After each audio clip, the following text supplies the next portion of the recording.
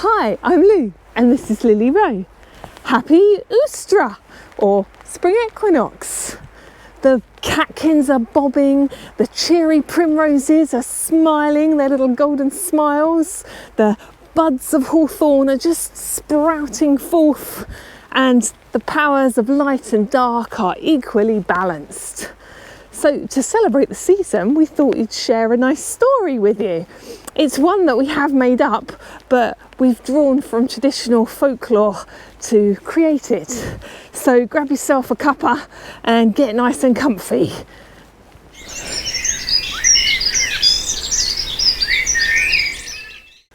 Gather good and close, my friends, gather round the fire, for who knows how this tale will end, who knows what will transpire. Long, long ago, when the world was still new, the animals of night and day would gather each morning round a great fire in a glade in the woods. It was March, but this year the winter's cold had been reluctant to let go of the land with its icy grip. The north wind still blew, and patches of snow still were upon the earth.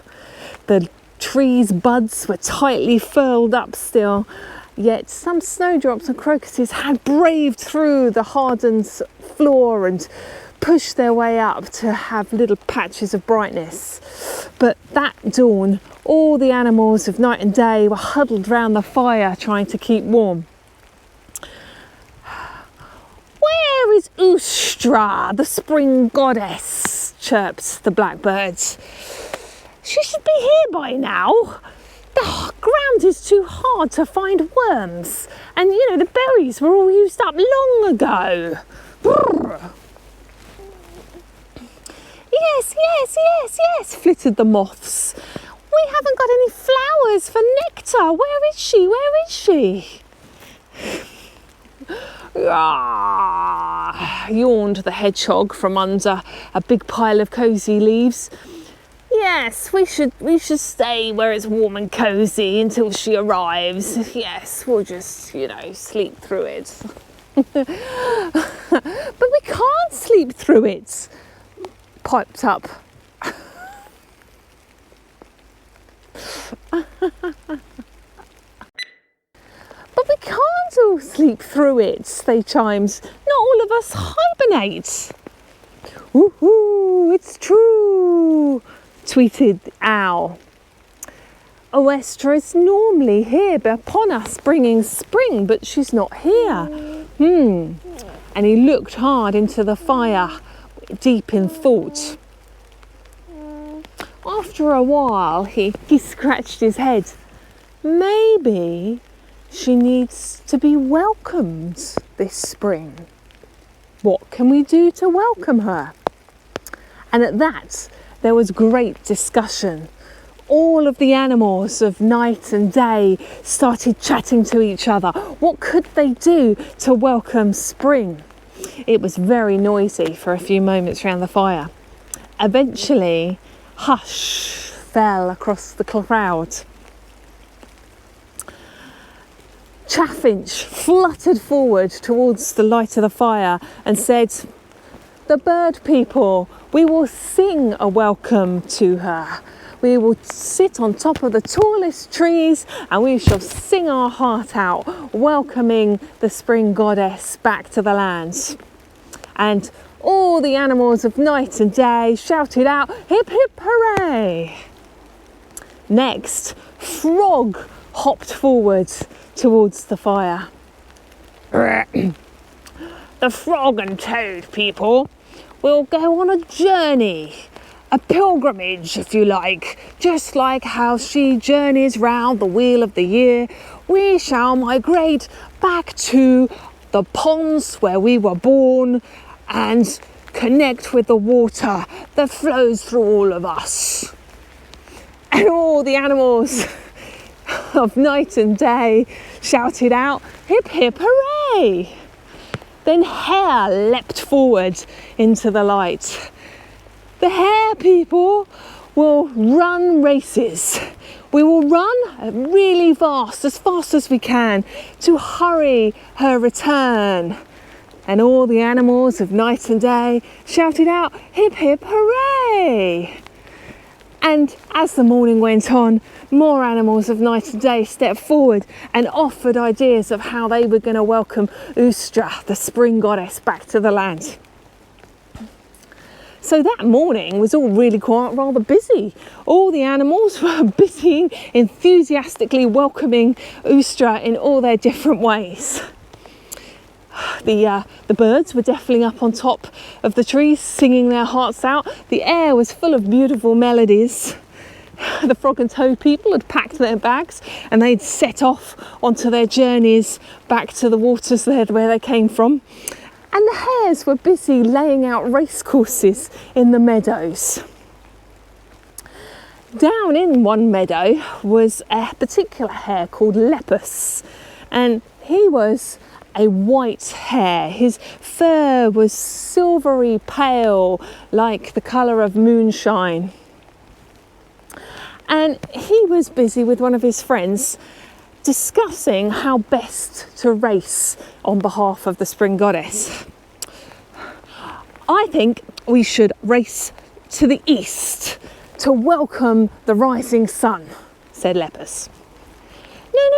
No, we should run west because that's the direction the sun's going in, so we should go that way, said his friend. No, east because of sunrise, said Lepus. No, west because of sunset, said his friend. East, shouted Lepus. West, shouted his friends. And eventually they started to put their paws up and get a little bit frisky with their disagreement. Put 'em up, shouted Lepus. And his friend got so angry that she started to take swipes at him. Swish, swipe, she went, and he had to zig and zag and duck and dive to avoid getting hit. They were up on their hind legs,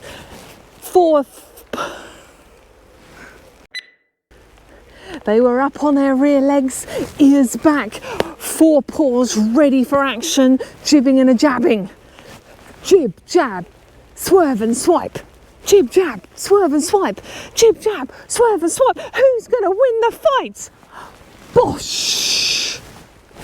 Lepus forgot to zig when he should have zagged and took one straight to the face, straight to the end of his long whiskered nose. Ooh! He saw metaphorical stars as he wibbled and wobbled on his back legs until finally, boosh, he hit the deck in a big pile of white fur and started snoring. He was knocked clean out. Suddenly, Lepus found himself in a dream. Doodle-doo, doodle-doo, doodle-doo. A dream sequence. He was flying. He was up, leaping across the sky amongst the stars. But a hunter was chasing him. A hunter with a great bow and arrow was after him. So he zigged and he zagged and he zigged and he zagged and he zigged and he zagged and he leapt behind these big, fluffy nighttime clouds. Ha ha ha, laughed the hunter. I can see your great ears sticking out behind those clouds. And he drew his bow and took aim. Suddenly Lepus shot out like lightning to try and run away. He zigged and he zagged and he zigged and he zagged and he zigged and he zagged and he leapt behind the great shining moon. Ha ha ha, laughed the hunter. I can see your great fluffy tail sticking out. And he took aim with his bow. Lepus shot out, running away. He zigged, he zagged, he zigged and he zagged, and he zigged and he zagged, and he zigged and he zagged, and he leapt down, down, down to the earth to hide behind great rolling hills. And this time he made sure all of his body parts were hidden. He laid down gently and softly on his belly and tried not to make a sound. He waited and he waited. He could hear the hunter getting closer. Come out, said the hunter. I know you're here somewhere. Show yourself. He was getting closer and closer. Lepus didn't know what to do. There wasn't really anywhere else for him to hide, and the hunter's going to find him sooner or later. He just laid very, very still and hoped. Then, all of a sudden, there was a flash of bright white light, and he heard the hunter cry out, "Oh!" Suddenly, the arrow that the hunter had ready suddenly flew off into the night sky, turning into a shooting star. And the hunter grumbled very much, grumble, grumble, grumble, as he set off after it, because luckily he only had one arrow and he had to go and retrieve it. And he was gone. Lepus very gently and quietly snuck out from behind these hills into the night sky, and he stared up, gazed up at the moon. With his big ears, he could just about hear the moon whispering, "He nearly hit my sister." Lepus was like, oh, looking around. There wasn't anybody else around. You know, then he took a moment to take in his surroundings. It was dark still, but he could see that where he was, these beautiful hills were very verdant and lush. Great rivers were running, flowing through the folds of earth and hills. There were great meadows of wild flowers in the valleys, and on the winds he could hear sort of the humming of insects and maybe even bird song. Insects and bird song in the middle of the night. That's odd, isn't it, Bubba? That is odd. That doesn't normally happen.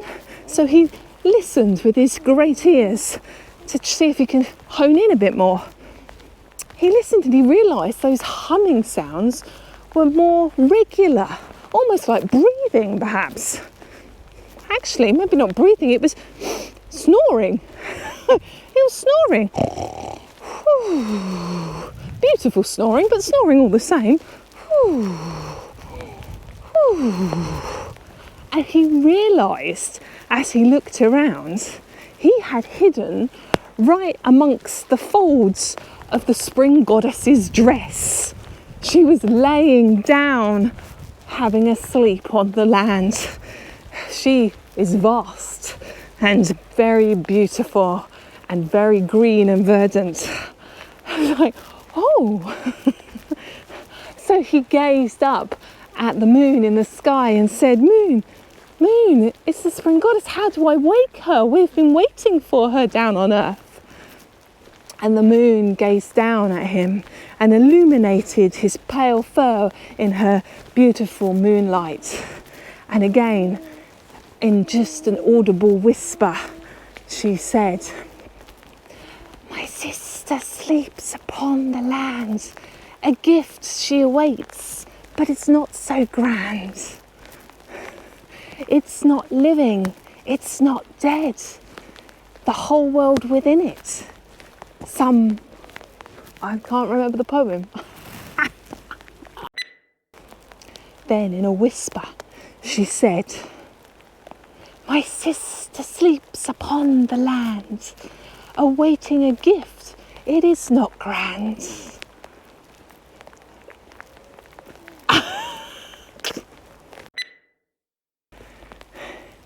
"My sister sleeps upon the land, awaiting a gift, it is not grand.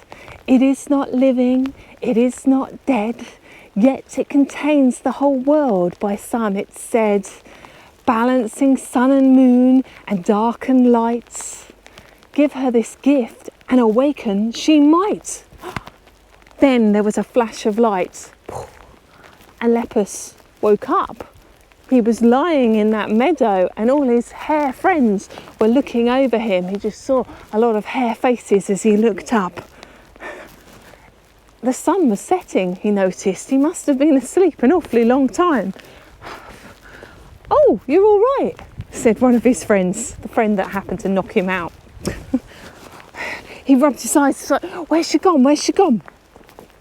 Like, who's gone? You've been here, you've been asleep the whole time. It's like, I know how to welcome Eostre back. I know how to bring spring back. Great, how? We got to give her a present. All right, we'll give her a present. I've got some nice primroses here. Would you like that? No, not just any present. It has to be a present that is not living, is not dead, that balances the sun and moon and light and dark. That's what the moon told me. "Oh," said his friend in a slightly disbelieving tone. That's good. I don't know of any such thing." "Okay, we'll find out somebody who does." So off Lepus runs into the woods because he knows that Owl is very wise. Owl, where are you?" "Hoo," fluttered Owl. "It's a bit early for me, but I'm out and about. The sun's only just setting, don't you know?" And he told Owl the riddle that the moon had sang to him. "Oh, something not living, something not dead, balancing light and dark, and sudden moon. I don't know. I don't know if such a thing exists. Are you sure? Are you sure it wasn't just a dream?" said Owl. No, it wasn't. Well, you could go and ask Bat. Bat gets about a bit, don't you know? Flaps here and there and all over the place. He may have come across more things than me." And so off Lepus ran to find Bat. And he talked to Bat, and Bat didn't know either, and Bat sent him on to go and talk to Moth, and Moth didn't know, and so on and so forth. All night long, Lepus was going from one person to another, to another, to another, sharing his poem, but none of the animals of night or day knew the answer to the riddle. It was getting to be that time of twilight, just before the sun rises, and Lepus was feeling very, very tired. After all, he'd been up nearly 24 hours now, and so he thought he would head back to his bed to try and get some rest before the morning's meeting. Now, hares have beds called forms, which are nice nests of dried grass above ground. They don't have burrows like their rabbit cousins, and so he very tiredly staggered to his form to go and get some rest. As he approached, he suddenly realised there was something in his form. He couldn't quite make it out in the moonlight. But as he got closer, it was something round, it was quite pale in colour and smooth. And as he looked, yes, that's right, it was an egg.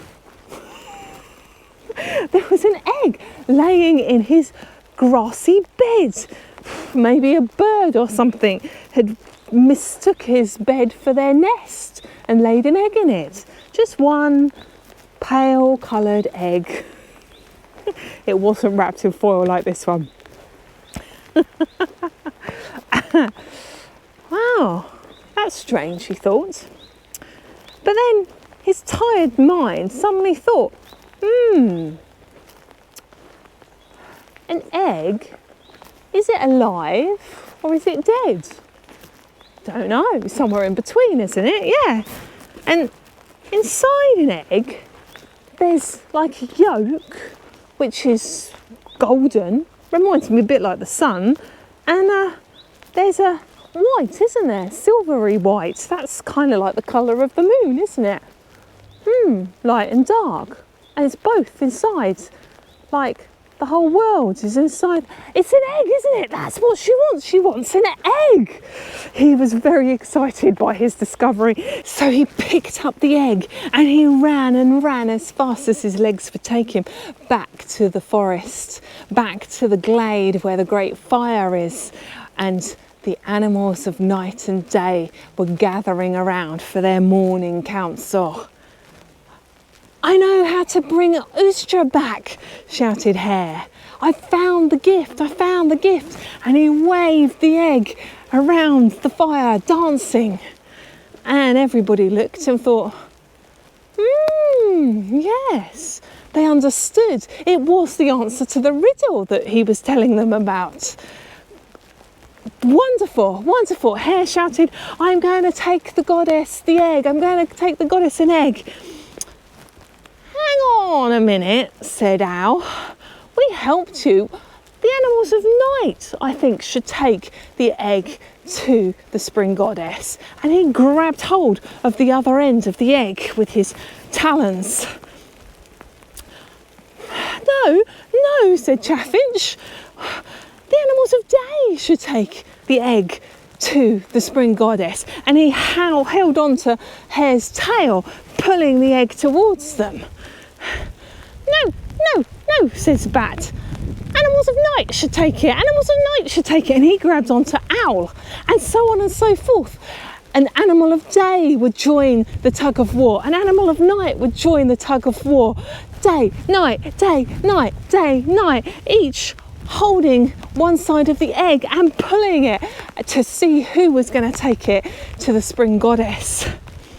Eventually, all of the animals of day were on one side and all of the animals of night were on the other side, and they were pulling and pulling as hard as they could onto this little egg. Crick, crack. What was that? Crick, crack. What was that? Crick, crack. What was that? Crack! The egg cracked open. The animals of day went flying off one way, the animals of night went flying off the other, and from the egg emerged beautiful song and beautiful colours. It was the spring goddess herself. Eostre oozed out of the egg, and a whoosh of warmth was emitted from her. Whoosh, like ripples in a pond. The warmth spread across the land, the trees burst into bud, the blossoms started emerging, the birds continued to sing their lovely springtime songs, and everyone was happy that spring had returned.